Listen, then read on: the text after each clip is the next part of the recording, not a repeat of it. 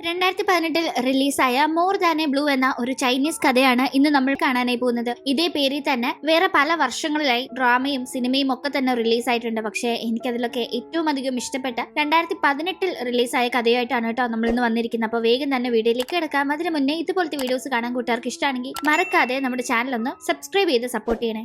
കഥ തുടങ്ങുന്നത് ഏലൻ എന്നൊരു സിംഗറിനെ കാണിച്ചുകൊണ്ടാണ്. യഥാർത്ഥത്തില് രസകരമായ ഒരു കാര്യം എന്താന്ന് വെച്ചാൽ പുള്ളിക്കാരി ഇതിലൊരു സിംഗറായി അഭിനയിക്കുക മാത്രമല്ല, യഥാർത്ഥത്തിൽ ഏലൻ ഒരു സിംഗർ തന്നെയാണ്. എന്തായാലും ഏലൻ അങ്ങനെ ഒരു സ്റ്റുഡിയോയില് മ്യൂസിക് റെക്കോർഡ് ചെയ്യാനായി വന്നിരിക്കുന്ന ടീം ലിറിക്സ് ഒട്ടും ക്വാളിറ്റി ഇല്ലാത്ത കണക്ക് ഏലന് തോന്നുന്നുണ്ട്.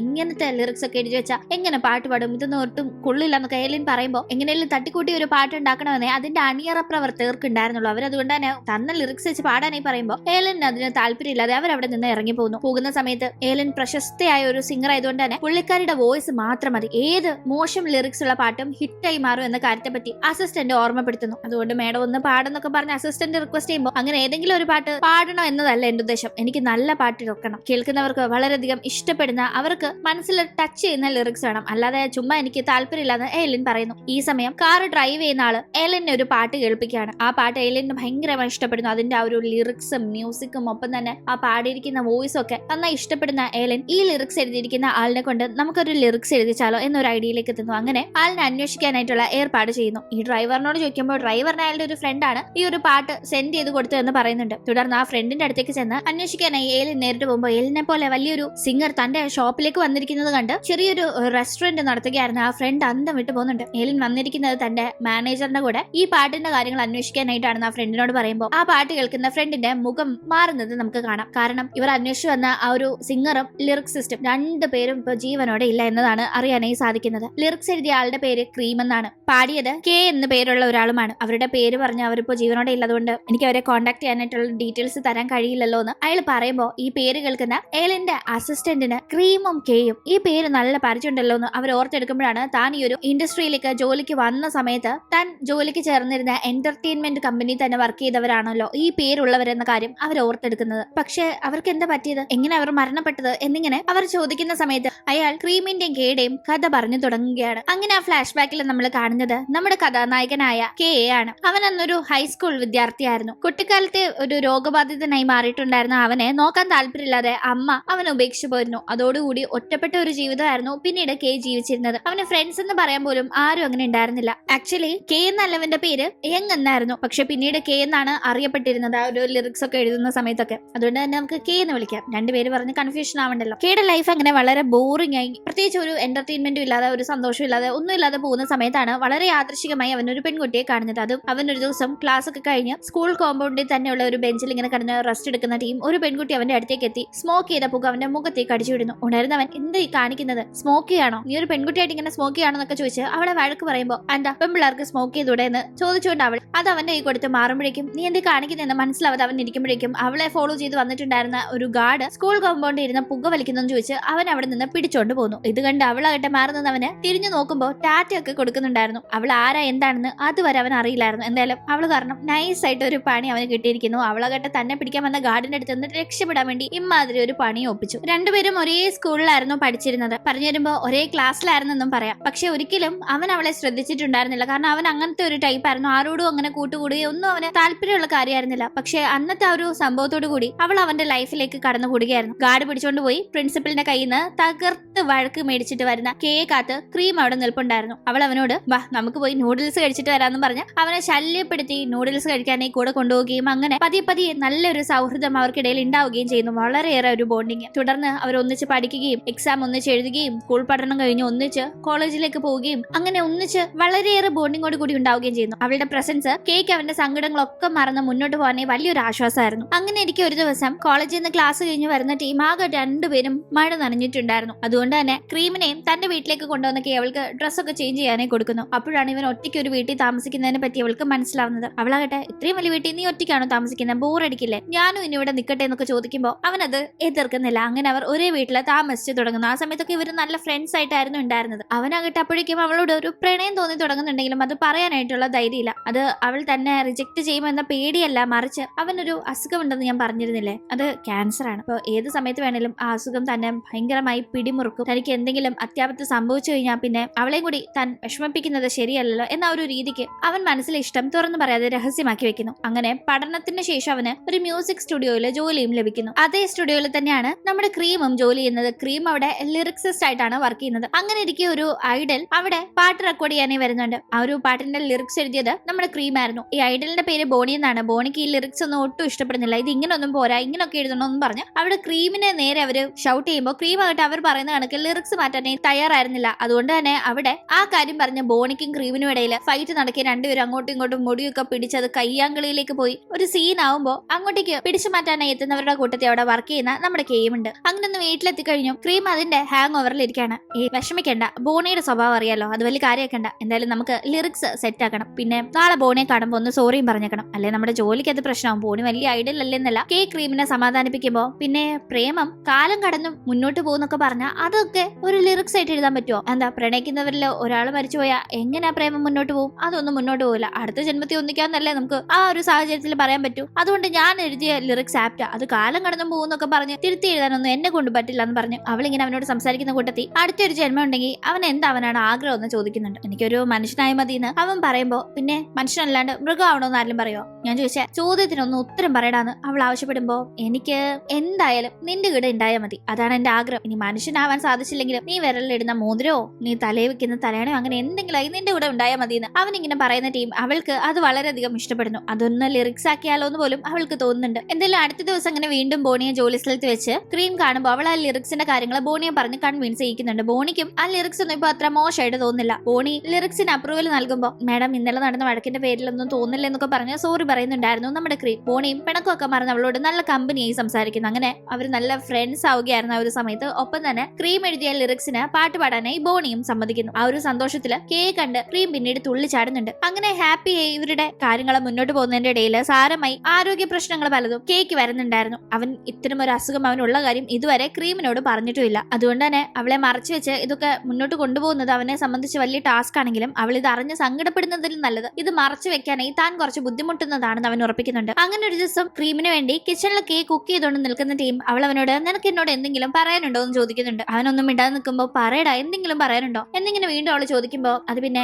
എനിക്ക് ഇതിനെ ഇഷ്ടമാണെന്ന് അവൻ പെട്ടെന്ന് ഇങ്ങനെ പറയുന്ന ടീം എനിക്ക് അറിയാമെന്ന് ഓൾറെഡി അവന് തന്നോടുള്ള താല്പര്യത്തെ പറ്റി അറിയാവുന്ന കണക്ക് പറയുന്നവൾ അതല്ല നിനക്ക് എന്തെങ്കിലും ചെയ്യണമെന്ന് വലിയ ആഗ്രഹം മറ്റോ ഉണ്ടോ എന്ന് അവനോട് വീണ്ടും ചോദിക്കുന്നു. അത് കേൾക്കുമ്പോഴാട്ടെ പിന്നെ ഉണ്ടല്ലോ നിനക്ക് നല്ലൊരു പയ്യനെ കണ്ടുപിടിച്ച് കല്യാണം നടത്തി തരണം എന്നത് എന്റെ വലിയ ആഗ്രഹമാണെന്ന് അവൻ പറയുമ്പോ നീ ഇപ്പോഴല്ലേ എന്നെ ഇഷ്ടാന്ന് പറഞ്ഞ എന്നിട്ടിപ്പോ എനിക്ക് വേറൊരു പയ്യനെ തപ്പാൻ പോവാണോ എന്നിങ്ങനെ അവൾ ചോദിക്കുമ്പോ ഞാൻ നിനക്ക് നല്ലൊരു പയ്യനെ വേണമെന്നല്ലേ പറഞ്ഞ ഞാൻ അത്ര നല്ല പയ്യനൊന്നും അല്ലാന്ന് അവൻ പറയുന്നുണ്ട്. നല്ല പയ്യനല്ലേ നീ? അപ്പൊ നീ പറയുന്ന ഈ നല്ല പയ്യൻ എങ്ങനെ ഇരിക്കും എന്ന് ചോദിക്കുമ്പോ അസുഖമൊന്നും ഇല്ലാത്ത നിന്നെ സേഫായി നന്നായി നോക്കാൻ സാധിക്കുന്ന നിന്നെ ഹാപ്പി ആക്കാൻ സാധിക്കുന്ന ആയുസ് ആരോഗ്യമൊക്കെ ഉള്ള നല്ലൊരു പയ്യനെന്ന് അവൻ പറയുന്നത് കേട്ട് അവളൊന്നും മിണ്ടുന്നില്ല. എന്തായാലും പിന്നീട് ഈ ഒരു കാര്യത്തെ പറ്റി ഇപ്പൊ തന്റെ നല്ലൊരു ഫ്രണ്ടായി മാറിയിട്ടുണ്ടായിരുന്ന ബോണിയോട് ക്രീം പറയുന്നുണ്ട്. അതായത് അവൾക്ക് കെ ഇഷ്ടമാണ്, പക്ഷെ അവൻ ആ ഒരു രീതിക്കും അവൾക്ക് പിടി തരുന്നില്ല. അവനും അവളോട് താല്പര്യമുള്ള കണക്ക് തന്നെയുണ്ട്, പക്ഷെ അവൻ അതിൽ നിന്നൊക്കെ ഒഴിഞ്ഞു മാറാൻ നോക്കുകയാണ്. എന്താ കാര്യമൊന്നും മനസ്സിലാവുന്നില്ല എന്നല്ല. അത് കേൾക്കുന്ന ബോണി ഒരു ഐഡിയ പറഞ്ഞു കൊടുക്കുന്നുണ്ട് കെയെ അസൂയ പിടിപ്പിക്കണമെന്ന്. അതിനായി ക്രീം മറ്റേതെങ്കിലും ഒരു പയ്യനുമായി വളരെ അടുപ്പമുള്ള കണക്ക് അവന്റെ മുന്നിൽ വെച്ച് പെരുമാറണം. അപ്പൊ പിന്നെ അസൂയ പിടിച്ചവൻ അവളെ നഷ്ടപ്പെടുമോ എന്ന് ആകെ പേടിയാവുമ്പോൾ അവളുടെ വഴിക്ക് വരുമെന്നായിരുന്നു ബോണിയുടെ ഐഡിയ. അങ്ങനെ അതിനായിട്ട്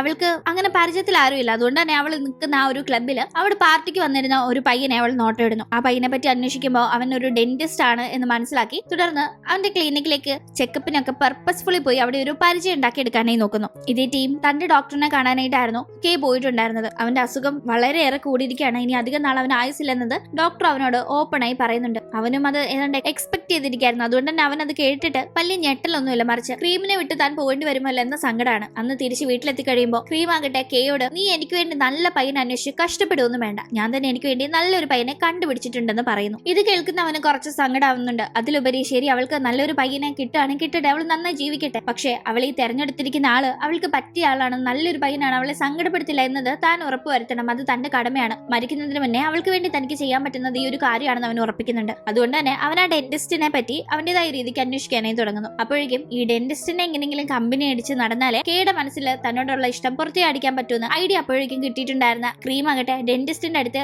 എപ്പോഴും ചെക്കപ്പിനെന്ന് പറഞ്ഞു പോകുന്നു. ആദ്യമൊക്കെ പരിശോധിച്ച് കുഴപ്പമൊന്നുമില്ല എന്ന് പറയുന്ന ഡെന്റിസ്റ്റിന് ഇവള് ചുമ്മാ ചെക്കപ്പിന് വരുന്നതല്ല, വേറെ എന്തോ ഉദ്ദേശമാണെന്ന് മനസ്സിലായതുകൊണ്ട് എന്താണ് ഉദ്ദേശം എന്ന് ചോദിക്കുമ്പോൾ എന്റെ കൂടെ ഒന്ന് പുറത്തേക്ക് വരാമെന്ന് അവളൊന്ന് ഡേറ്റ് കണക്ക് അവനെ വിളിക്കുന്നുണ്ട്. അവൾക്ക് അത് ചുമ്മാ ഒരു നാടകമാണ്. പക്ഷെ അവളോട് അപ്പോഴേക്കും ഒരു പരിചയമായി മാറിയിട്ടുണ്ടായിരുന്ന ഡെന്റിസ്റ്റ് അവളെ വിളിച്ചെടുത്തേക്ക് പോകുന്നു. അങ്ങനെ അവിടെ ഇരിക്കുന്ന ടീം അവൾ എന്തെങ്കിലും പറയും മുന്നേ ആക്ച്വലി എനിക്കൊരു ഫിയാൻസി ഉണ്ട്, ഒരു 7 വർഷമായിട്ട് ഞാനൊരു റിലേഷൻഷിപ്പിലാണെന്ന് പുള്ളിക്കാരൻ പറയുമ്പോൾ അവൾ യഥാർത്ഥത്തിൽ ഇയാളെ പ്രേമിക്കാനൊന്നും അല്ലല്ലോ വിളിച്ചിരിക്കുന്നത്, ജസ്റ്റ് ഒരു നാടകമല്ല, അതുകൊണ്ട് അവൾ അത് കാര്യമാക്കുന്നില്ല. പക്ഷെ അവൾ ഇതിനാണ് വിളിച്ചതെന്ന് അവളോട് പറയുന്നില്ല, ഒരു ഒഴുക്കിനിരുന്ന് സംസാരിക്കുകയാണ്. അപ്പോഴേക്കും ഈ ഒരു ഡെന്റിസ്റ്റിനെ പറ്റിയുള്ള കാര്യങ്ങൾ അന്വേഷിച്ച് പോയിട്ടുണ്ടായിരുന്ന കേക്ക് പുള്ളിക്കാരൻ ഒരു ഫിയാൻസി ഉണ്ടെന്ന കാര്യം മനസ്സിലാക്കാൻ സാധിക്കുന്നു. ഒപ്പം തന്നെ ഈ ഡെന്റിസ്റ്റ് ആ ഒരു റിലേഷൻഷിപ്പില് വളരെ സിൻസിയർ ആണെന്നും എന്നാൽ ഈ ഒരു ഫിയാൻസി ഡെന്റിസ്റ്റിനെ ചതിക്കാണ്, പുള്ളിക്കാരിക്ക് വേറെ റിലേഷൻഷിപ്പ് ഒക്കെ ഉണ്ട് എന്നുമാണ് അവന് മനസ്സിലാവാനായി സാധിക്കുന്നത്. അങ്ങനെ എന്തായാലും ഇതിന്റെ ഇടയിൽ വയ്യാഴിക വന്ന് ജോലി സ്ഥലത്ത് വെച്ച് ബോധം കെട്ടി വീഴുന്ന കെയെ അവന്റെ കൊളീഗ്സ് ഒക്കെയാണ് ഹോസ്പിറ്റലിലാക്കുന്നത്. ഈ ഒരു കാര്യം അറിഞ്ഞ ഹോസ്പിറ്റലിൽ കെയെ കാണാനായി ക്രീം വേഗം പോകുന്നുണ്ട്. അവളകട്ട് അന്ന് ജോലിക്ക് ലേറ്റ് ആയിട്ടായിരുന്നു എത്തിയത്. കാരണം കഴിഞ്ഞ ദിവസം ആ ഡെന്റിസ്റ്റിന്റെ കൂടെ പുറത്ത് പോയി അത്യാവശ്യം ഡ്രിങ്ക്സ് അടിച്ചിട്ടുണ്ടായിരുന്നു നമ്മുടെ ക്രീം, അതുകൊണ്ട് തന്നെ അവൾ ഉറങ്ങി പോയിട്ടുണ്ടായിരുന്നു. ഇപ്പൊ എന്തായാലും ഹോസ്പിറ്റലിൽ വെച്ച് കെയെ കാണുന്ന അവൾ എന്ത് പറ്റിയിട്ട് നിനക്കെന്ന് ചോദിച്ചാൽ ആകെ ടെൻഷൻ ആകുമ്പോഴേക്കും അവന്റെ ഈ അസുഖം അവൾ അറിയാതിരിക്കാനായി അവൻ കാൽഷ്യം കുറഞ്ഞതുകൊണ്ട് തല കറങ്ങി വീണതാണ് എന്നിങ്ങനെയാണ് പറയുന്നത്. അവൾ അത് കേട്ട് ഒട്ടും വിശ്വാസമില്ലാതെ ഡോക്ടറിനോട് ചോദിക്കുമ്പോൾ തന്നെ പറ്റി പറയരുതെന്ന് ഡോക്ടർക്ക് നിർദ്ദേശം കൊടുത്തിട്ടുണ്ടായിരുന്നു. അതുകൊണ്ട് തന്നെ ഡോക്ടർ അങ്ങനെ തന്നെ പറയുന്നുണ്ട്. കാൽഷ്യം കുറവോ? അങ്ങനെ വരാൻ സാധ്യതയില്ലല്ലോ എന്ന് വീണ്ടും അവൾ ചോദിക്കുമ്പോൾ ഞാൻ ഉണ്ടാക്കുന്ന ഫുഡെല്ലാം എന്നെക്കാളും കൂടുതൽ നീ അല്ലേ കഴിക്കുന്നത്, എനിക്കാണ് മരിക്ക് കഴിക്കാൻ പോലും കിട്ടുന്നില്ല, പിന്നെ അങ്ങനെ കുറയാതിരിക്കുന്ന അവൻ അപ്പോഴും കോമഡി പറഞ്ഞ് അവളിൽ വിഷയത്തിൽ നിന്ന് മാറ്റാനായി നോക്കുന്നു. എന്തായാലും അവളത് വിശ്വസിക്കുന്നുണ്ട്. നീ നല്ലവണ്ണം റെസ്റ്റ് എടുക്കുക, എത്രയും പെട്ടെന്ന് ഓക്കെ ആവണമെന്നൊക്കെ അവനോട് പറയുന്നു. അവനാകട്ടെ ഹോസ്പിറ്റലിൽ നിന്ന് ഡിസ്ചാർജ് ആയ ഉടനെ ചെയ്യുന്നത് ആ ഡെന്റിസ്റ്റിന്റെ ഫിയാൻസിക്ക് വേറെ റിലേഷൻഷിപ്പ് ഉണ്ടെന്ന കാര്യം അറിഞ്ഞിരുന്നല്ലോ. അപ്പോൾ അതിനെപ്പറ്റി ആ ഡെന്റിസ്റ്റിന് ഫോട്ടോ എടുത്ത് അയച്ചു കൊടുക്കുന്നുണ്ട്, ഒരു ഊമക്കത്ത് അയക്കുന്ന കണക്ക്. അങ്ങനെ ഡെന്റിസ്റ്റ് ഇത് കണ്ട് തന്റെ ഫിയാൻസിയുടെ അടുത്ത് അതിനെപ്പറ്റി ചോദിക്കുന്നു. പുള്ളിക്കാരൻ അവളോട് ഈ 7 വർഷത്തെ റിലേഷൻഷിപ്പിന് നീ എനിക്ക് തന്ന സമ്മാനമാണോ ഇത്, എന്തായാലും ഇനി ഇത് തുടരാൻ താല്പര്യമില്ല, ഇത്രയും വലിയൊരു ചതി നിന്നെ ഞാൻ പ്രതീക്ഷിച്ചില്ല എന്നൊക്കെ പറഞ്ഞു പുള്ളിക്കാരിയോട് ഭയങ്കരമായി സങ്കടപ്പെട്ട് സംസാരിക്കുകയും ബ്രേക്കപ്പ് ചെയ്യുകയും ചെയ്യുന്നു. ഇവരാകട്ടെ വേറെ റിലേഷൻഷിപ്പ് ഒക്കെ ഉണ്ടെങ്കിലും ഡെന്റിസ്റ്റിനെ ഇനിയും കുറെ നാളും കൂടി ഊറ്റി നടക്കാം എന്ന രീതിക്ക് വിചാരിച്ചതാണ്. അതുകൊണ്ട് തന്നെ പെട്ടെന്ന് ഇത് ഇങ്ങനെ ഒരു സിറ്റുവേഷനിലേക്ക് വന്നപ്പോൾ അത് അവർക്ക് സഹിക്കാൻ പറ്റുന്നില്ല. ആരിപ്പോ എന്റെ ഈ കാര്യം ഫോട്ടോ എടുത്ത് ഇവൻ അയച്ചു കൊടുത്തത് കണ്ടുപിടിക്കണമല്ലോ എന്ന് അവൾ തീരുമാനിക്കുന്നു. അങ്ങനെ ആ ഫിയാൻസി അന്വേഷണത്തിന്റെ ഒടുവിൽ കെയുടെ അടുത്താണ് വരുന്നത്. കെ ജോലി സ്ഥലത്ത് നിന്ന് അന്ന് ഇറങ്ങാനായി തുടങ്ങുമ്പോഴേക്കും പാർക്കിംഗ് ഏരിയയിൽ വെച്ച് കെയെ അവൾ ആക്രമിക്കുന്നു. ഇനി എന്റെ ലൈഫിൽ നീ ഇടപെട്ടാലും വിവരം അറിയുന്നു പറഞ്ഞ് കെ അടിക്കുമ്പോൾ ഇത് കാണുന്ന കെയുടെ ഒരു കൊളീഗാണ് ആ ഒരു സിറ്റുവേഷനിൽ നിന്ന് അവനെ രക്ഷപ്പെടുത്തുന്നത്. എടാ നീ എന്തേ കാണിക്കുന്നേ, നിനക്ക് ക്രീമിനെ ഇഷ്ടമല്ലേ, എന്നാ പിന്നെ നീ അവളെ അങ്ങ് കല്യാണം കഴിച്ചാൽ പോരെ, അതിന് പകരം നീ എന്തിനാ അവൾക്ക് വേണ്ടി ഒരു പയ്യനെ അന്വേഷിക്കുന്നത്, അതും അവൾക്ക് പറ്റിയ പയ്യന് വേറെ ഒരു ഫിയാൻസി ഉണ്ട്, ആ ഫിയാൻസി ശരിയല്ല, എന്നാ പിന്നെ ആ ഒരു സത്യം ആ പയ്യനെ അറിയിക്കാം എന്ന രീതിക്ക് ഇതൊക്കെ ചെയ്യുന്നത്, വെറുതെ എന്തിനാ നീ നാട്ടുകാരുടെ തല്ലുകൊള്ളുന്നത് എന്നെല്ലാം ചോദിക്കുമ്പോൾ എടാ എനിക്ക് ഇനി അധികം സമയമില്ലാന്ന് കെ ഇവിടെ പറയുമ്പോൾ ഈ ഫ്രണ്ട് അത് ഇവന്റെ ആരോഗ്യത്തെ പറ്റിയാ പറയുന്നതെന്ന് മനസ്സിലാക്കുന്നില്ല. കാരണം ഇവന്റെ ഈ അസുഖത്തെ പറ്റി അങ്ങനെ അധികം ആർക്കും തന്നെ അറിയില്ല. അവന്റെ ഡോക്ടർക്ക് അറിയൂ, അവനത് വേറെ ആരോടും പറഞ്ഞിട്ടില്ല. അതുകൊണ്ട് തന്നെ സമയം ഇനിയില്ലാന്ന് കെ പറയുമ്പോൾ എനിക്ക് സമയമില്ല, അയ്യോ ഇപ്പൊ ചെയ്യുന്ന വർക്ക് ഹിറ്റായില്ലെങ്കിൽ പിന്നെ എന്റെ കഥ കഴിഞ്ഞു തന്നെ എന്നെല്ലാം പറയുന്ന ഫ്രണ്ട് എന്റെ ജോലി നഷ്ടപ്പെട്ട പിന്നെ എന്ത് ചെയ്യുന്നൊക്കെ പറയുമ്പോൾ ജോലിയല്ലേ പോത്തുള്ളൂ, ജീവനുണ്ടല്ലോ, ജീവനുണ്ടെങ്കിൽ ആയുസ്സും ആരോഗ്യം ഉണ്ടെങ്കിൽ ഇനി എത്ര നാള് എന്തൊക്കെ ചെയ്ത് ജീവിക്കാൻ പറ്റും, അതല്ലേ ഏറ്റവും വലിയ കാര്യം എന്ന് അവന്റെ സിറ്റുവേഷൻ വെച്ച് അവൻ പറയുന്നുണ്ട്. നീയാണോ ആയുസിനെ പറ്റി പറയുന്നത്, ആവശ്യമില്ലാത്ത ഓരോ പണി ഒപ്പിച്ചതേ, ഈ വടിയും കൊണ്ട് അവള് തന്നെ അടിച്ചത്, നിനക്ക് എന്തെങ്കിലും പറ്റിയിരുന്നെങ്കിലോ, ഞാൻ വരാൻ കുറച്ചുകൂടെ ലേറ്റ് ആയിരുന്നെങ്കിൽ കാണായിരുന്നു എന്ന് ഫ്രണ്ട് അവനെ കളിയാക്കുകയും ചെയ്യുന്നു. എന്തായാലും കെ ഒന്നും വിട്ട് കളയുന്ന മട്ടില്ല. അവൻ നേരെ ആ ഫിയാൻസിയുടെ അടുത്തേക്ക് ചെല്ലുന്നു. അവരോട് പ്ലീസ് നിങ്ങൾ ആ ഡെന്റിസ്റ്റിന്റെ ലൈഫിൽ നിന്ന് മാറി നിൽക്കണം, നിങ്ങൾക്ക് അയാളോട് എന്തായാലും റിയൽ ആയിട്ടുള്ള ഇഷ്ടമല്ലല്ലോ, പിന്നെ എന്തിനാ വെറുതെ, എന്റെ ഫ്രണ്ടിന് ആ പുള്ളിക്കാരന് വലിയ ഇഷ്ടം, അതുകൊണ്ട് അവരൊന്നിക്കട്ടെ, അവൾക്ക് സിൻസിയർ ആയിട്ട് അയാളെ ഇഷ്ടം, അവരല്ലേ ഒന്നിക്കേണ്ടത്, നിങ്ങൾ എന്തിനാ വെറുതെ ആവശ്യമില്ലാതെ ഇങ്ങനെയൊക്കെ കാണിക്കുന്നെല്ലാം അവൻ ചോദിക്കുന്നുണ്ട്. വേണമെങ്കിൽ അതിന് കാശ് തരാന്ന് പറഞ്ഞ് കാശ് ഓഫർ ചെയ്യുന്നുണ്ട്. അവന്റെ കാശ് ഉണ്ടായിട്ടല്ല, പക്ഷെ എങ്ങനെങ്കിലും എവിടെന്നെങ്കിലും കാശ് ഒപ്പിച്ചു കൊടുത്തിട്ടാണെങ്കിലും ക്രീമിന് ആ ഡെന്റിസ്റ്റിനെയാണ് ഇഷ്ടമെങ്കിൽ അവളുടെ ആഗ്രഹം സാധിച്ചു കൊടുക്കണം എന്ന രീതിക്കാണ് അവൻ ഈ പറയുന്നത്. അതും ആ ഫിയാൻസി എന്ന് പറയുന്ന പെൺകുട്ടി സമ്മതിച്ചു കൊടുക്കാതാകുമ്പോൾ പ്ലീസ് ഇതെന്റെ മെഡിക്കൽ റിപ്പോർട്ടാ, ഞാൻ ഇനി അധികം നാള് ജീവനോടെ ഉണ്ടാവില്ല, എനിക്ക് ഈ ഒരു അസുഖം പണ്ടേ പിടിപെട്ടതാണ്, അതുകൊണ്ട് തന്നെ എന്റെ അമ്മ എന്നെ ഉപേക്ഷിച്ചു പോയി, പിന്നീട് എന്റെ ലൈഫിലേക്ക് ആകെപ്പാടെ എനിക്കൊരു സന്തോഷമായിട്ടുണ്ടായിരുന്നത് ക്രീമാണ്, അവളുടെ ആഗ്രഹം സാധിച്ചു കൊടുക്കണമെന്നത് എന്റെ ഏറ്റവും വലിയ ആഗ്രഹമാണെന്നൊക്കെ പറഞ്ഞ് അവൻ സംസാരിക്കുമ്പോൾ അത് കേൾക്കുന്ന ഈ ഫിയാൻസിയുടെ മനസ്സൊന്ന് ഇളകുന്നുണ്ട്. ശരി ഞാൻ ആലോചിക്കാം, പക്ഷെ ഞാൻ ചെയ്തു തരുന്ന ഫേവറിന് പകരമായി എനിക്ക് ഞാൻ പറയുന്ന ഒരു കാര്യം നിങ്ങൾ കേൾക്കണമെന്ന് പറഞ്ഞ് തന്റെ ഫോട്ടോഷൂട്ടിന് മോഡലായി നിൽക്കാമോ എന്ന് കെയോട് ചോദിക്കുന്നു. അവൻ ആദ്യം അതിന് സമ്മതിക്കുന്നില്ല, എന്നാലും പിന്നീട് സമ്മതിക്കുന്നുണ്ട്. അതും ക്രീമിന് വേണ്ടിയാണ് സമ്മതിക്കുന്നത്. ഇതേ ടീമിൽ നടക്കുന്ന ഒന്നും അറിയാതെ ക്രീമാകട്ടെ അവളുടെ പ്ലാൻ പ്രകാരം അവളുടെ ജോലി സ്ഥലത്തേക്ക് തന്നെ കെയുടെ മുന്നേ കാണിക്കാനായി തന്നെ ആ ഡെന്റിസ്റ്റിനെയും കൂട്ടിക്കൊണ്ടുവരുന്നു. ഡെന്റിസ്റ്റിന് അപ്പോഴേക്കും തന്റെ 7 വർഷത്തെ റിലേഷൻഷിപ്പ് ഇങ്ങനെ ആയല്ലോ, തന്റെ ഫിയാൻസി പോലും തന്നോട് കാണിക്കാത്ത കെയറും കാര്യങ്ങളാണല്ലോ ഇവള് തന്നോട് കാണിക്കുന്നതെന്നുള്ള ആ ഒരു സന്തോഷം മനസ്സിൽ തോന്നുന്നുണ്ടായിരുന്നു. പക്ഷേ ക്രീം ഉദ്ദേശിക്കുന്ന കണക്കൊന്നും അവനെയും ഡെന്റിസ്റ്റിനെയും കാണുമ്പോൾ കൂശും വിളകി അത് എങ്ങനെയും ഇല്ലാണ്ടാക്കണമെന്നൊന്നും അല്ല കേക്ക് തോന്നുന്നത്. താൻ പോകുന്നതിന് മുന്നേ അവളുടെ ഈ ആഗ്രഹം സാധിച്ചു കൊടുക്കണം, എങ്ങനെയും ഇവരെ ഒന്നിപ്പിക്കണം എന്ന രീതിക്കാണ് അവൻ ഇത് കണ്ട് ചിന്തിക്കുന്നത്. അങ്ങനെ പിന്നീട് ആ ഫിയാൻസി വെച്ചിരുന്ന കണ്ടീഷന്റെ ഭാഗമായി ഫോട്ടോഷൂട്ടിന് അവരുടെ അടുത്തേക്ക് കെ പോകുമ്പോൾ കെയിൽ നിന്ന് അവന്റെയും ക്രീമിന്റെയും ഇടയിലുള്ള കൂടുതൽ കാര്യങ്ങൾ അവർ ചോദിച്ച് മനസ്സിലാക്കുന്നുണ്ട്. എന്തായാലും ഇതുപോലെ ഒരാളെ താൻ ആദ്യമായിട്ടാണ് കാണുന്നതെന്നും ഇവനെ പോലെ ഒരാളെ ലൈഫിൽ കിട്ടിയ ക്രീം ഭയങ്കര ലക്കിയാണെന്നും ഫിയാൻസി പറയുന്നു. തുടർന്ന് ഫിയാൻസി ഡെന്റിസ്റ്റിനെ നേരിക്കണ്ട് അവരുടെ ബ്രേക്കപ്പിന്റെ കാര്യങ്ങൾ പറഞ്ഞ് സെറ്റാക്കുകയാണ്. അന്ന് അന്ന് അവർ പിരിയുമ്പോൾ ആകെ സങ്കടത്തിലായിട്ടുണ്ടായിരുന്ന ഡെന്റിസ്റ്റ് നേരെ ക്രീമിന്റെ അടുത്തേക്ക് പോകുന്നു. ഇത്രയും വർഷത്തെ റിലേഷൻഷിപ്പ് ഇങ്ങനെ അവസാനിച്ചു എന്ന് പറഞ്ഞ് പുള്ളിക്കാരൻ സങ്കടപ്പെടുമ്പോൾ ലൈഫിൽ പലരും വരും പോകും. അതൊന്നും ഓർത്ത് സങ്കടപ്പെട്ടിട്ട് കാര്യമില്ല. 16ാമത്തെ വയസ്സിൽ എന്റെ അച്ഛനെയും അമ്മയെ നഷ്ടപ്പെട്ടത് എനിക്ക്. അതിനുശേഷമാണ് എന്റെ ലൈഫിലേക്ക് കെ കടന്നു വന്നത്. അവൻ എന്റെ എല്ലാമാണ്. ഞങ്ങൾ ഒന്നിച്ചാണ് സ്റ്റേ ചെയ്യുന്നത്. നല്ല ബോണ്ടിങ് ആണ് ഞങ്ങൾക്കിടയിൽ. വീട്ടിലുള്ളപ്പോൾ എന്റെ അമ്മയെ കണക്ക് അവൻ എന്നെ കെയർ ചെയ്യും. ജോലി സ്ഥലത്ത് ഞങ്ങൾ ഒന്നിച്ച് തന്നെയാണ്. അവിടെ എന്റെ അച്ഛനെ കണക്ക് അവൻ എന്നെ പ്രൊട്ടക്ട് ചെയ്യും. ചില സമയം അവന്റെ ലവർ ആണെന്ന് പോലും എനിക്ക് തോന്നും. പക്ഷെ പലപ്പോഴും അവനൊരു ഫൂളിനെ പോലെ പെരുമാറുന്നതെന്നല്ല, തന്നോടുള്ള ഇഷ്ടം മറച്ചു വെച്ച് അവൻ എന്തിനിങ്ങനെ പെരുമാറുന്നു എന്ന ഒരു സങ്കടത്തിൽ അവൾ സംസാരിക്കുന്നു. അവിടെ ഡെന്റിസ്റ്റും ക്രീമും ഭയങ്കര സങ്കടത്തിലായിരുന്നല്ലോ സംസാരിക്കുന്നത്. അതുകൊണ്ട് തന്നെ പെട്ടെന്ന് ആ ഒരു നിമിഷത്തിന്റെ തോന്നല് അവർ കിസ് ചെയ്യുന്നുണ്ട്. എന്തായാലും അതിനുശേഷവും ഇവരുടെ റിലേഷൻഷിപ്പ് നല്ല രീതിയിൽ മുന്നോട്ട് പോകുന്നു. ഡേറ്റിംഗ് കണക്കായിരുന്നു, പക്ഷെ പരസ്പരം ഒരു ഇഷ്ടം തുറന്നു പറയാത്ത കണക്കൊരു ഡേറ്റിംഗ്. ഡെന്റിസ്റ്റ് എപ്പോഴും അവളെ പോയി കാണുകയും അവൾക്ക് ഫ്ലവേഴ്സ് കൊടുക്കുകയും ഗിഫ്റ്റ് കൊടുക്കുകയും അവൾ അദ്ദേഹത്തിന്റെ പ്രസൻസിൽ വളരെ ഹാപ്പി ആവും. അങ്ങനെ റിലേഷൻഷിപ്പ് പോകുന്നു. അങ്ങനെ ഇരിക്കും ഒരു ദിവസം വീട്ടിലിരിക്കുന്ന ടീം ക്രീം കെയോട് എന്തിനാ നമ്മൾ കല്യാണം കഴിക്കുന്നതെന്ന് ചോദിക്കുമ്പോൾ നമുക്ക് എല്ലാ കാര്യങ്ങൾക്കും ഒരു കൂട്ട് കിട്ടാനായിട്ടാണെന്ന് അവൻ പറയുന്ന ടീം, എനിക്ക് നീയും നിനക്ക് ഞാനും കൂട്ടായിട്ടില്ലേ, പിന്നെ നമുക്ക് കല്യാണത്തിന്റെ ആവശ്യമുണ്ടോന്ന് അവൾ ചോദിക്കുമ്പോൾ അങ്ങനെയല്ല, കല്യാണം എന്ന് പറഞ്ഞത് വളരെ പവിത്രമായ ഒരു ചടങ്ങാണ്. അത് രണ്ടുപേർക്കിടയിൽ സംഭവിക്കുക തന്നെ വേണം. അത് ലൈഫിന് വളരെ ആവശ്യമാണെന്നെല്ലാം അവൻ ഇങ്ങനെ പറയുന്നുണ്ട്. അവൾ തന്നെ നോക്കിയിരിക്കരുത്, കല്യാണം കഴിച്ച് മുന്നോട്ട് ജീവിച്ച് പോകണം എന്ന കാര്യം കൊണ്ട്. അപ്പോഴും അവൾ ചിന്തിക്കുന്നത് ഇവൻ എന്താ എന്നോട് ഇഷ്ടമാണെന്ന് പറയാത്തത് എന്ന ഒരു രീതിക്കായിരുന്നു. എന്തായാലും അവളാകട്ടെ ഞാൻ നല്ലൊരു പാട്ടിന്റെ ലിറിക്സ് എഴുതിയിട്ടുണ്ട്, നമുക്ക് ഒന്നിച്ച് പാടി നോക്കിയാലോ എന്ന് പറഞ്ഞ് അവനെ കൊണ്ട് ആ പാട്ട് പാടിച്ച് അത് റെക്കോർഡ് ചെയ്യുന്നു. അങ്ങനെ ഇരിക്കും ഒരു ദിവസം വെഡിങ് ഡ്രസ്സ് സെലക്ട് ചെയ്യണമെന്ന് പറഞ്ഞ് ഒരു ഷോപ്പിലേക്ക് അവനെ അവൾ കൊണ്ടുപോകുന്നുണ്ട്. അവിടെ അവൾ ബ്രൈഡിന്റെ ഡ്രസ്സ് ഇട്ട് നിൽക്കുന്നു. കൂടാതെ ഗ്രൂമിനുള്ള ഡ്രസ്സ് ഒന്ന് ട്രൈ ചെയ്യാനേ അവനോടും പറയുന്നു. അവൻ ഞാനല്ലല്ലോ ഗ്രൂം, പിന്നെ ഞാൻ എന്തിനാണെന്നൊക്കെ ചോദിക്കുമ്പോൾ അവൾ നിർബന്ധിച്ച് അവനെ കൊണ്ട് അത് ഇടിക്കുകയാണ്. അങ്ങനെ അവൻ അത് ഇട്ട് നിൽക്കുമ്പോൾ അവളും അവന്റെ അടുത്ത് പോയി നിൽക്കുന്ന ടീം അവൻ വളരെ ഇമോഷണൽ ആവുന്നുണ്ട്. പെട്ടെന്ന് സങ്കടം വരുന്ന അവൻ അവിടെ നിന്ന് പോകുന്നു. അന്ന് ഒരുപാട് നേരം റോഡ് സൈഡിൽ ഇരുന്ന് കരഞ്ഞ് സങ്കടം തീർത്താണ് അവൻ റൂമിലേക്ക് എത്തുന്നത്. ആ ഒരു ടീം അവളാകട്ടെ എന്റെ ഫോണിൽ ചാർജില്ല, നീ ആ ഫോണിൽ തന്നെ ഒരു കോൾ ചെയ്തിട്ട് വരാമെന്ന് പറഞ്ഞ് അവന്റെ ഫോൺ വാങ്ങുമ്പോഴേക്കും അതിലേക്ക് ഒരു കോൾ വരുന്നു. അവൻ അടുത്ത് നിൽക്കുമ്പോൾ തന്നെ അവളാണ് അതിലെ കോൾ അറ്റൻഡ് ചെയ്യുന്നത്. അപ്പുറത്തൊരു പെൺകുട്ടിയുടെ ശബ്ദം കേൾക്കുമ്പോൾ പെട്ടെന്ന് ഇവൻ ആ ഫോൺ മേടിച്ച് കട്ട് ചെയ്യുന്നു. ആരത്, നിന്റെ ഗേൾ ഫ്രണ്ട് ആണെന്നൊക്കെ അവൾ ചോദിക്കുമ്പോൾ അത് നീ അറിയേണ്ട കാര്യമില്ല എന്ന് പറഞ്ഞ് അവൻ അവളോട് ദേഷ്യപ്പെട്ട് അവിടെ നിന്ന് പോകുന്നു. അതിനിങ്ങനെ ദേഷ്യപ്പെടാൻ ഞാൻ എന്ത് ചെയ്തു? എന്തായാലും ഞാനിപ്പോ ഇവിടെ ഉള്ളപ്പോൾ നിനക്ക് എന്നെ ഒരു വിലയും കാണില്ല. ഞാൻ കല്യാണം കഴിഞ്ഞ് പോകുമ്പോഴേ നീ എന്റെ വില മനസ്സിലാക്കുന്നെല്ലാം അവൾ സങ്കടപ്പെടുത്തിണ്ടായിരുന്നു. അങ്ങനെ അവൻ നേരെ പോകുന്നത് ആക്ച്വലി ആ ഫോണിലേക്ക് വിളിച്ചത് ഫിയാൻസി ആയിരുന്നു. അതുകൊണ്ട് അവളെ കാണാനായിട്ടാണ്. അവളെ കൊണ്ട് വിളിപ്പിച്ചത് അവൻ തന്നെയാണ്. വീട്ടിൽ ചെന്ന് കഴിയുമ്പോൾ അവളിങ്ങനെ വിളിക്കണം. ഈ സമയത്ത് ഫോൺ അറ്റൻഡ് ചെയ്യുന്നത് ക്രീം ആണെങ്കിൽ ഇങ്ങനെ ഒരു സീൻ അവിടെ ഉണ്ടാക്കണം, തനിക്ക് വേറെ ഗേൾ ഫ്രണ്ട് ഉണ്ടെന്നൊക്കെ അവൾ വിചാരിക്കട്ടെ എന്നൊക്കെ ഉള്ള രീതിക്ക് അവൻ മനഃപൂർവ്വം അങ്ങനെ ഒരു സീൻ ഉണ്ടാക്കിയതാണ്. എന്തായാലും അവൻ ഒരു കാര്യം കൂടി ആ ഫിയാൻസിയോട് ആവശ്യപ്പെടുന്നുണ്ട്. അവൾ ഡെന്റിസ്റ്റിനെ വിവാഹം ചെയ്ത് ലൈഫ് അങ്ങനെ മുന്നോട്ട് പോകുന്ന സമയത്താണ് തീർച്ചയായിട്ടും ഇവൻ മരിക്കാനായി ചാൻസ്. ആ ഒരു സമയത്ത് ഇവൻ മരിച്ചു എന്നത് അവൾ അറിയാൻ പാടില്ല. ഇവളുടെ ബോയ് ഫ്രണ്ട് എവിടെയെങ്കിലുമൊക്കെ ജീവിക്കുന്ന രീതിക്ക് ക്രീമിനെ തെറ്റിദ്ധരിപ്പിക്കാനായി തന്നെ ഹെൽപ്പ് ചെയ്യണം. ഇതൊക്കെ കേൾക്കുമ്പോൾ ആ ഫിയാൻസിക്ക് ഒരുമാതിരി സങ്കടം വരുന്നുണ്ട്. ഇങ്ങനൊന്നും ചെയ്യരുത്, നിന്റെ മനസ്സ് അവളോട് തുറന്നു പറയണമെന്ന് അവർ ആവശ്യപ്പെടുമ്പോൾ എന്ത് വിചാരിച്ചിരിക്കുന്നത്, എനിക്ക് അവളെ ഇഷ്ടമില്ലാഞ്ഞിട്ടാ ഞാൻ വേറൊരാൾക്ക് അവളെ കെട്ടിച്ചു കൊടുക്കാൻ നോക്കുന്നതെന്നോ? ഒരിക്കലും അല്ല. എനിക്ക് അവളുടെ കൂടെ ഹാപ്പിയായി ജീവിക്കണം എന്നത് തന്നെ ആഗ്രഹം. പക്ഷെ എന്നെ കൊണ്ട് അതിന് കഴിയില്ല. ഞാൻ ഈ അവസ്ഥയിൽ അവളെ സങ്കടപ്പെടുത്തി ഈ ലോകത്തുനിന്ന് യാത്ര പറഞ്ഞു പോകാനും ആഗ്രഹിക്കുന്നില്ല. അവൾക്കൊരു കൂട്ട് വേണം, അവൾ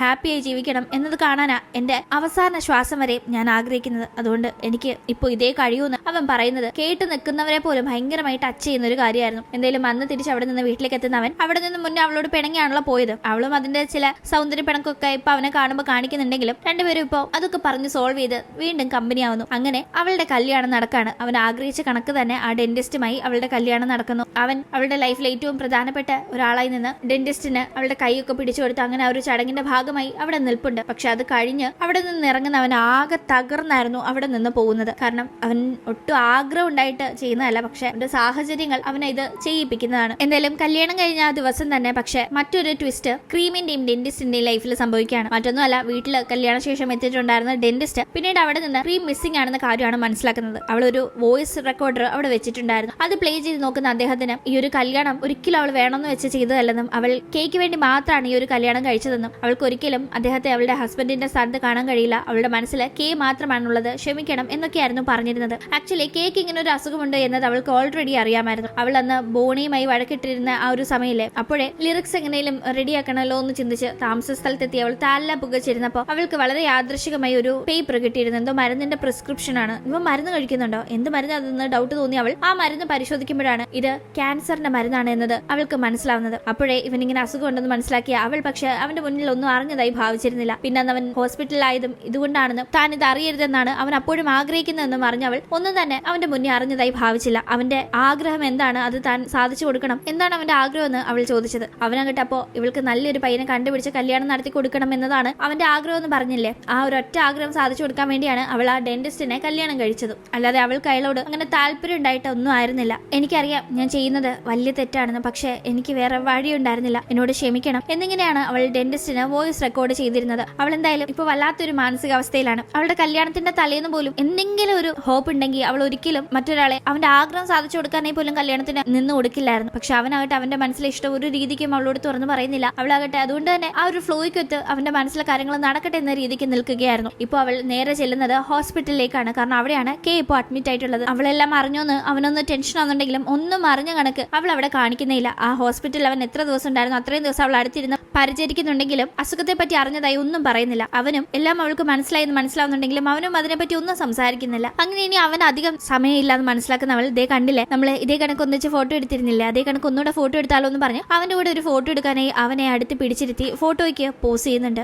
ആ ഫോട്ടോ ക്ലിക്ക് ആവുന്ന ആ സമയം തന്നെ ഡോക്ടർമാര് പറഞ്ഞിരുന്ന കണക്ക് അധികം സമയം ബാക്കിയില്ലാത്ത അവൻ ആ ലോകത്തോട് വിട പറഞ്ഞു പോകുന്നു. അതും അവന്റെ ആ ഒരു അവസാന ശ്വാസം ശരീരം വിട്ടു പോകുന്നത് അവളുടെ തോളിൽ ചാരിക്കൊണ്ടായിരുന്നു. ഈ സമയത്താണ് നമ്മൾ ഒരു ഫ്ലാഷ് ബാക്ക് കാണുന്നത്. ആക്ച്വലി ഒരു 16ാമത്തെ വയസ്സാകാറായപ്പോഴാണ് ഈ ഒരു അസുഖത്തെ പറ്റി കെയുടെ അമ്മയ്ക്ക് മനസ്സിലാവുന്നത്. അതോടുകൂടി അവനെ ഉപേക്ഷിച്ചു പോയി. അവനാകെ ലൈഫിൽ ഒറ്റപ്പെട്ടു പോയി. ഇതേ സമയം തന്നെയാണ് അച്ഛനെയും അമ്മയും ഒരു ആക്സിഡന്റിൽ ക്രീമിനെ നഷ്ടപ്പെട്ടത്. അവൾ അങ്ങനെ ലൈഫ് മുന്നോട്ട് പോകുമ്പോഴാണ് സത്യത്തിൽ അവളെ പോലെ തന്നെ വല്ലാത്തൊരു ഒറ്റപ്പെടൽ അനുഭവിക്കുന്ന കെയെ ശ്രദ്ധിക്കുന്നത്. അവൾ പർപ്പസ്ഫുള്ളിയാണ് അവന്റെ അടുത്ത് പോയി കമ്പനി കൂടിയതും അങ്ങനെ ഇവർ പരിചയക്കാരായി മാറിയതും. പിന്നീട് രണ്ടുപേർക്ക് ലൈഫിൽ നിന്ന് ഒഴിച്ചുകൂടാൻ പറ്റാത്ത രീതിക്ക് അവരുടെ ആ ബോണ്ടിങ് മുന്നോട്ട് പോയതും. ഇപ്പോ അവന്റെ മരണത്തോടുകൂടി ഇനിയൊരു ജീവിതം അവൾക്കും ഇല്ലാന്ന് ഉറപ്പിക്കുന്ന അവളും മരണം തെരഞ്ഞെടുക്കുകയായിരുന്നു. ഇവരുടെ മരണശേഷം ഡെന്റിസ്റ്റും പുള്ളിക്കാരന്റെ ഫിയാൻസി ആയിരുന്ന ഒരു ഫോട്ടോഗ്രാഫറും കണ്ട് സംസാരിക്കുന്നു. അവർക്ക് രണ്ടുപേർക്കും ഇവരുടെ ലവ് സ്റ്റോറി അറിയാലോ. അത് ഡെന്റിസ്റ്റിന് ക്രീം എത്രത്തോളം കെ ഇഷ്ടപ്പെട്ടിരുന്നു എന്നത് ആ ഒരു വോയിസ് റെക്കോർഡറിൽ നിന്ന് അറിയാം. അതേപോലെ ഫോട്ടോഗ്രാഫർക്ക് കെ എത്രത്തോളം ക്രീമിനെ ഇഷ്ടപ്പെട്ടിരുന്നു എന്നത് അവൻ പറഞ്ഞു അറിയാം. ഇവർക്ക് രണ്ടുപേർക്കും ഇങ്ങനെ പരസ്പരം സ്നേഹിക്കാനായി ആൾക്കാർക്ക് പറ്റുമെന്ന് ഭയങ്കര ഒരു അമ്പരപ്പായിരുന്നു. എന്തായാലും ക്രീമിന്റെയും കെയുടെയും ലവ് സ്റ്റോറി ഇപ്പൊ കേൾക്കുന്ന ഏലിൻ എന്ന ആ ഒരു സിംഗർ ഇവരുടെ പ്രണയത്തെ പോലെ തന്നെ അതിലൊരാൾ ലിറിക്സ് എഴുതി മറ്റൊരാൾ വോയിസ് കൊടുത്ത ഈ ഒരു പാട്ട് ഞാൻ അനശ്വരമാക്കി മാറ്റും. ഇതങ്ങനെ വളരെ ചുരുക്കം കാതുകളിൽ കേട്ട് മറക്കേണ്ട ഒരു പാട്ടല്ല. ഇത് ഈ ലോകത്തിലെ എല്ലാവരെയും അവരുടെ പ്രണയത്തിന്റെ അടയാളമായി ഞാൻ അറിയിക്കുമെന്ന് പറഞ്ഞ് ആ പാട്ട് പുതുതായി ആലപിച്ച് പുറത്തിറക്കാനായി ഒരുങ്ങുന്നിടത്ത് ഈ ഒരു കഥ ഇവിടെ അവസാനിക്കുകയാണ്. കെയുടെയും ക്രീമിന്റെയും ലവ് സ്റ്റോറി കൂട്ടുകാർക്ക് ഇഷ്ടപ്പെട്ട് കാണുമെന്ന് പ്രതീക്ഷിക്കുന്നു. ഇഷ്ടപ്പെട്ടെങ്കിൽ മറക്കാതെ വീഡിയോ ലൈക്ക് ചെയ്തും ഷെയർ ചെയ്തും സബ്സ്ക്രൈബ് ചെയ്തും സപ്പോർട്ട് ചെയ്യണേ. വീണ്ടും പുതിയൊരു കഥയുമായി കണ്ടുമുട്ടും വരെ ബൈ.